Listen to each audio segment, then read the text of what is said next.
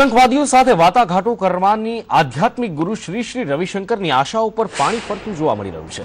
ગુરુવારે શ્રી શ્રી રવિશંકરે કહ્યું તેમને આતંકી સંગઠન ઇસ્લામિક સ્ટેટ સાથે વાટાઘાટો કરવાનો પ્રયત્ન કર્યો હતો, પરંતુ આતંકી સંગઠને માથું કાપેલા વ્યક્તિની તસવીર મોકલીને વાટાઘાટો અટકાવી દેવાનો સંકેત આપ્યો છે।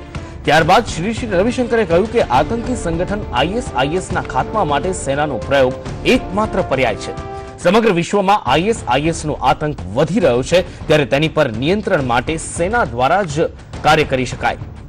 આતંકી સંગઠન સાથે વાતચીત કરવાનો તેમણે પ્રયત્ન કર્યો। ઇરાકમાં પણ તેમણે મોટા પાયે કામગીરી કરી। શ્રી શ્રી રવિશંકરે કહ્યું કે તમામ સંસ્કૃતિઓ, ધર્મો અને તમામ વિચારધારાઓને એકજૂથ કરવાનો તેમનો ઉદ્દેશ છે। સમગ્ર વિશ્વમાં શાંતિ સ્થાપિત કરવાનો તેમનો પ્રયાસ છે।